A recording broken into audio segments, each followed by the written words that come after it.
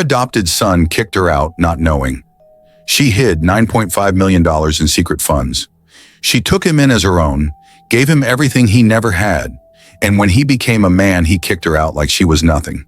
But what he didn't know was that the woman he cast aside had secretly hidden $9.5 million, and a plan that would change everything. This is a story of betrayal, redemption, and a twist no one saw coming. Don't miss what happens next. Please support us by subscribing to our channel and tell us where you are watching from.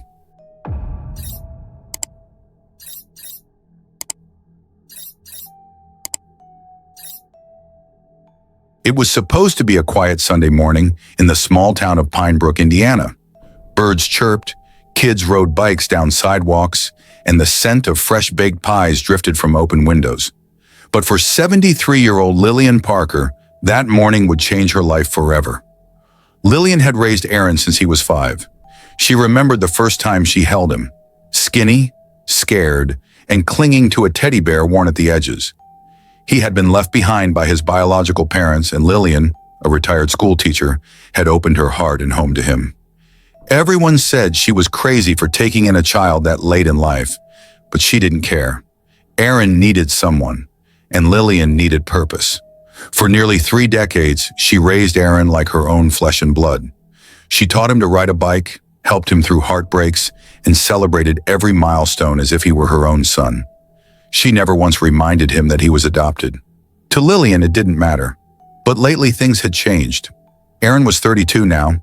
He worked in real estate, recently married a flashy woman named Brittany who didn't care for old people in the house. They had moved into Lillian's home 6 months earlier, claiming it was temporary. But gradually, Aaron started taking over the house, redecorating without asking, changing locks, moving Lillian's belongings into the attic. That Sunday, Aaron called her into the living room. Brittany was seated with her arms crossed, her lips curled into a fake smile. Aaron cleared his throat and said the words Lillian never thought she'd hear. "Mom, we think it's time you moved into a retirement home." Lillian's heart sank. "What?" "It's just, this house is too big for you now. Brittany and I are starting a family.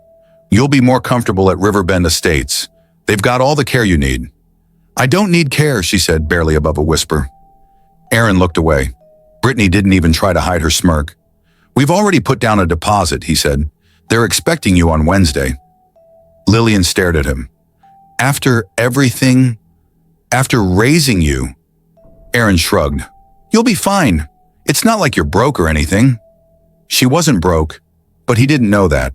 What no one knew, not even her lawyer, was that Lillian had quietly accumulated $9.5 million over the years through smart investments and property sales. She kept it a secret, not because she didn't trust Aaron, but because she wanted him to grow into a man who loved her for her, not for what she had.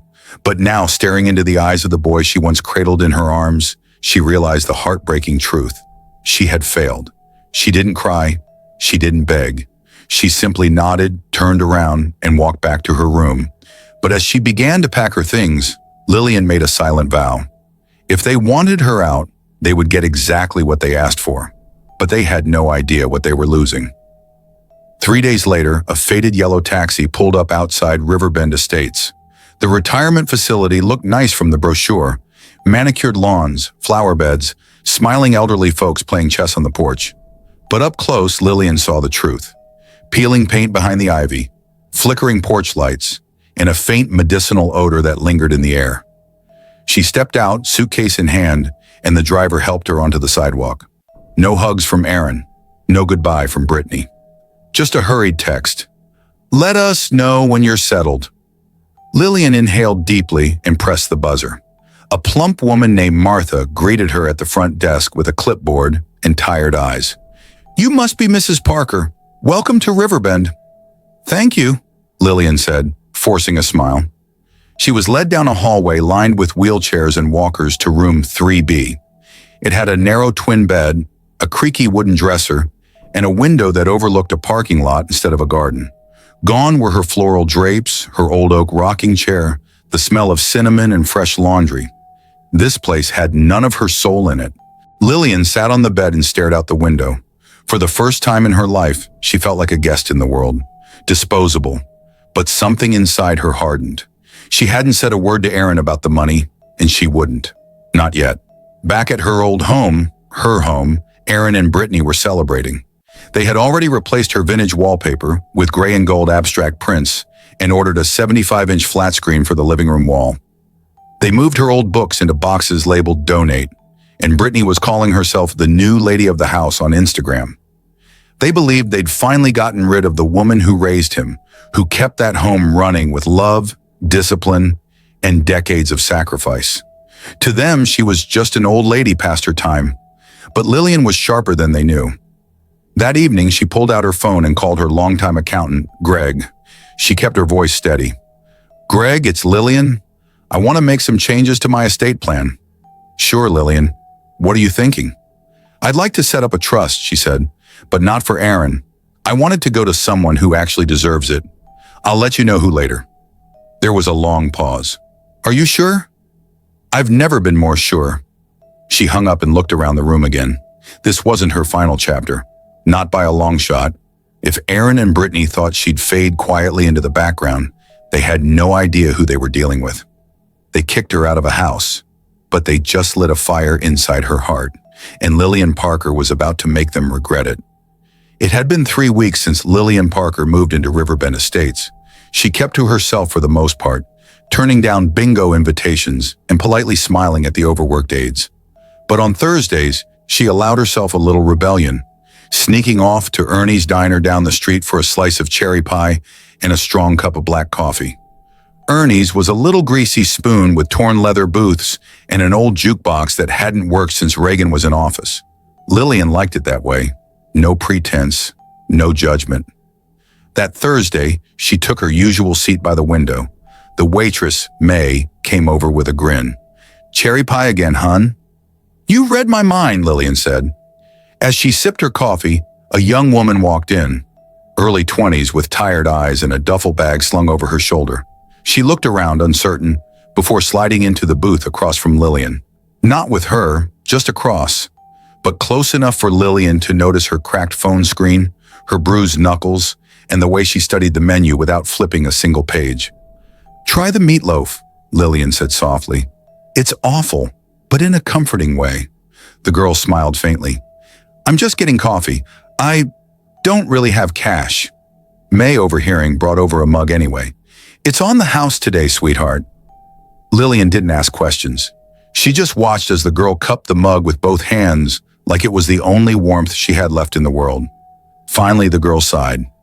"You ever get the feeling like the whole world forgot you existed?" "Every Tuesday," Lillian said without missing a beat. Then after a pause, she added, "And sometimes on Mondays."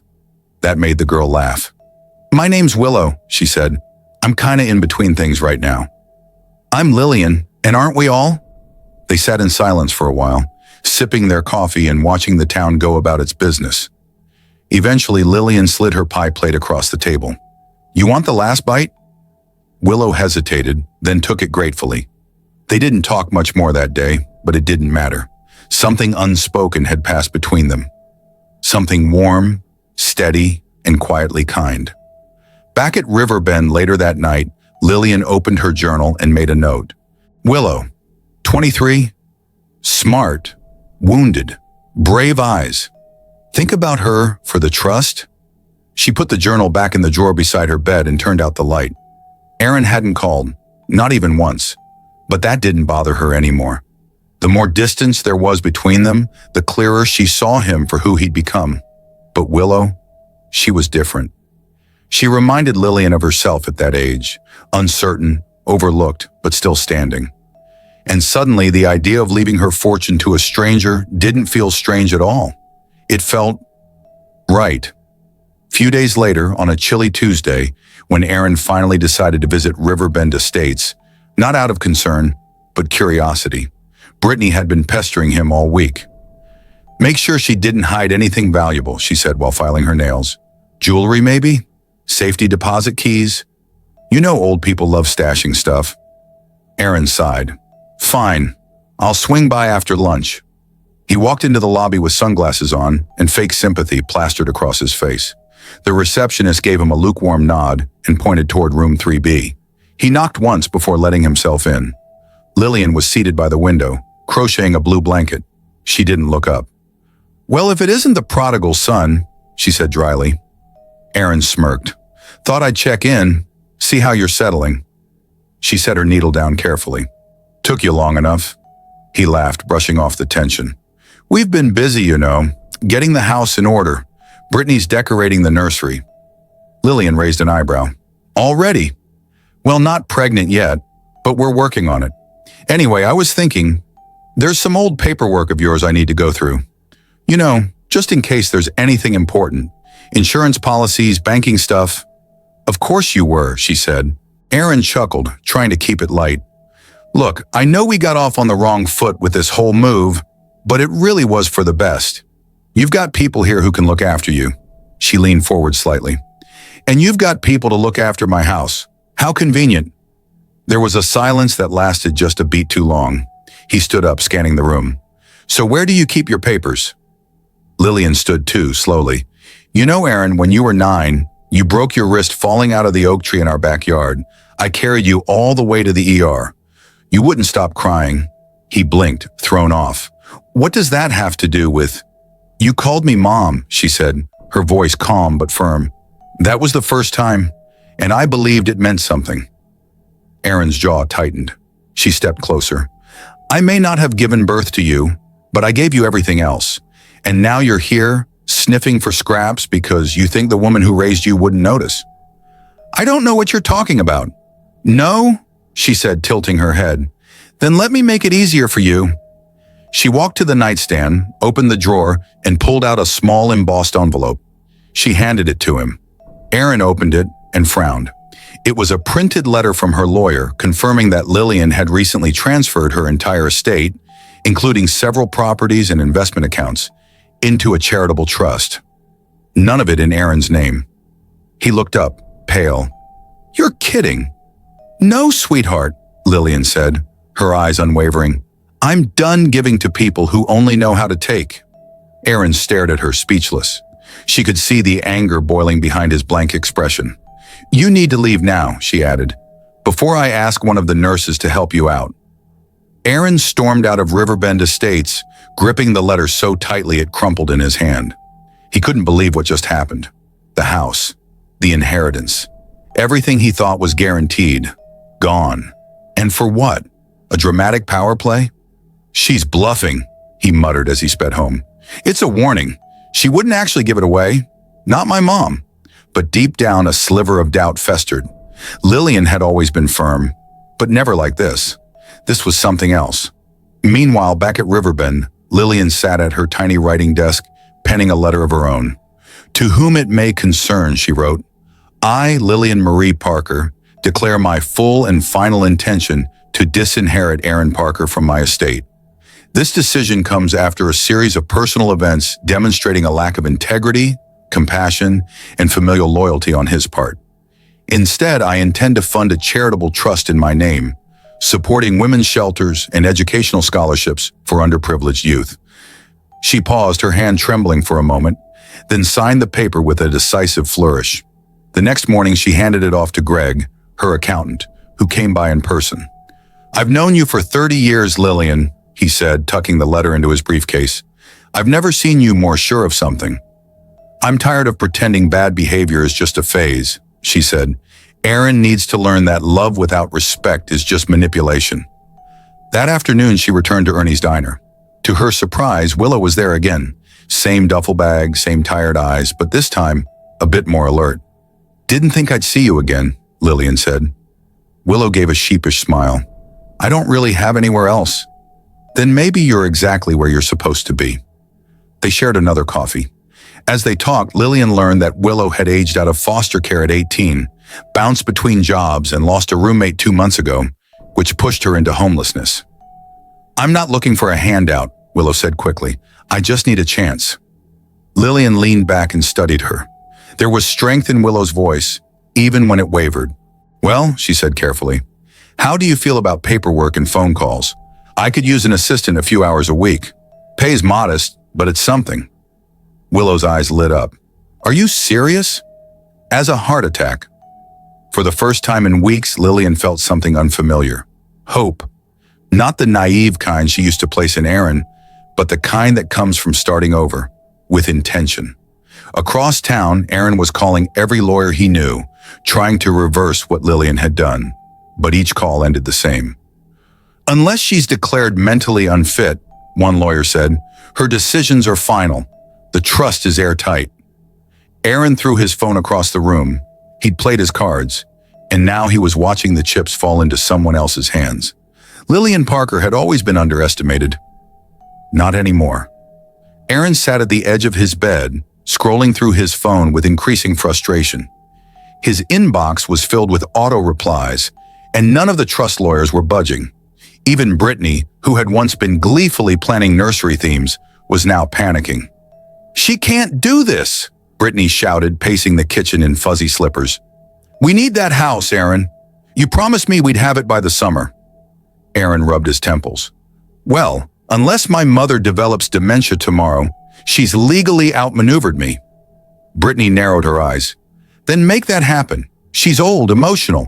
We could, I don't know, record something that makes her look unstable. Get her declared incompetent." Aaron looked up slowly. "You want me to set up my mother?" "She's not your mother, remember?" Brittany hissed.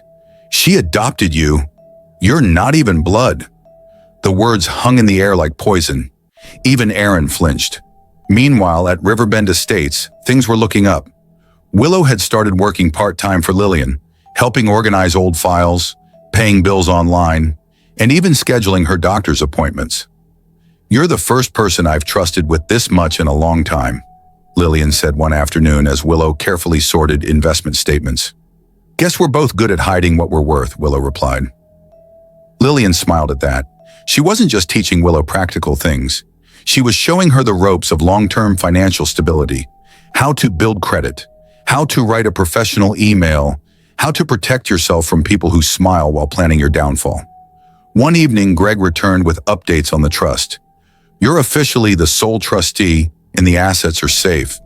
Anyone trying to challenge you will have a mountain to climb." "That's all I needed to hear," Lillian replied. "And I want to add something." She handed Greg a new page, a living will and revised trust document naming Willow as her legal heir in the event of her passing. "You sure about this?" Greg asked, scanning it. "I am. Willow has more grit and kindness in her little finger than Aaron ever had in his entire life." Later that night, Lillian invited Willow for a walk around the Riverbend Gardens. As the sun dipped below the horizon, casting golden streaks across the sky, Lillian spoke softly. "You ever wonder why people chase money so hard?" Willow shrugged. "Because they think it fills the hole inside them." Lillian nodded. "But it doesn't. You know what does? Purpose. The chance to leave something behind that actually matters." Willow stopped walking. "Why are you telling me this?" Lillian looked her straight in the eyes. "Because I see something in you, and I want to help you become the kind of person people can't ignore." Tears welled up in Willow's eyes, but she blinked them away. "I won't let you down," she whispered. "I know," Lillian said. Far across town, Aaron stared at his empty whiskey glass, bitterness building like acid in his chest. He had everything, until the day he treated his mother like nothing. And now, he had nothing. 6 months later, the Parker house was up for sale. The once grand colonial now looked worn and tired, much like Aaron himself. Brittany had left him 3 weeks ago, taking her designer bags and bitter words with her. "I didn't sign up for this broke version of you," she'd snapped on her way out. Aaron had spent the past few months spiraling, burning through savings, chasing dead-end schemes, and even trying to get a reality TV producer interested in his family betrayal story. But no one cared about a man who'd kicked his aging mother out, only to be disinherited. He was toxic, and worse, irrelevant. At Riverbend Estates, things were very different. Willow was now a full-time employee and practically family. She had moved into a cozy guest suite that Lillian arranged for her. In the evenings, they watched old black and white movies and talked about life, purpose, and survival. Willow even began taking online courses in nonprofit management, at Lillian's insistence. "You've got the brain, the heart, and now The opportunity, Lillian said, patting her hand. Don't waste it. Then one bright morning, news spread through Riverbend like wildfire. Lillian Parker had passed peacefully in her sleep. There was no panic, no drama, just a quiet farewell from a woman who had lived life on her terms. The funeral was intimate. Willow gave the eulogy, tears running down her cheeks. She wasn't just a mentor or a mother figure, she said, voice trembling. She was the only person who ever saw my worth before I believed in it myself. And now I promise to carry her legacy forward. In attendance, behind a row of rose bushes, Aaron watched from a distance. He wasn't invited, of course. Not after everything. He didn't cry. He couldn't. Regret had calcified into numbness. After the service, he approached Greg, the longtime attorney. She didn't leave anything for me. Not even a letter? Aaron asked, voice hoarse. Greg gave him a long, measured look. Then he handed him a sealed envelope. Aaron opened it alone, in his car. Inside was a single sheet of paper. Aaron, by now, I imagine you're wondering why you received nothing. But the truth is, you already got everything I ever had to give. My love, my home, my name. You just didn't value it. I hope someday you realize that the greatest wealth isn't in bank accounts, but in the people who sit beside you when you have nothing left. Goodbye, Mom. For the first time in years, Aaron wept. Back at Riverbend, Willow received a final letter too. Willow, the trust is yours now. Use it wisely. Build something that outlives both of us. And never forget, your past doesn't define you. Your choices do. All my love, Lillian. A month later, Willow founded the Lillian Foundation, offering housing, education, and financial training to young women aging out of foster care, just like she had once been. And in a quiet frame behind her desk sat a photo of two women, one older, wise and smiling, the other younger, with eyes full of hope. Love had found its home, and this time, it was forever. Sometimes the greatest treasures are not the ones locked away in bank vaults, but the ones hidden in quiet acts of love, loyalty, and second chances. Lillian gave everything, not just money, but wisdom, kindness, and purpose. In the end, it wasn't Aaron's inheritance that made a legacy, but Willow's transformation. If this story touched your heart, don't forget to like, share, and subscribe to our channel. There's always a lesson behind every tear and triumph, and we're here to share them all. Thanks for watching, and we'll see you in the next story.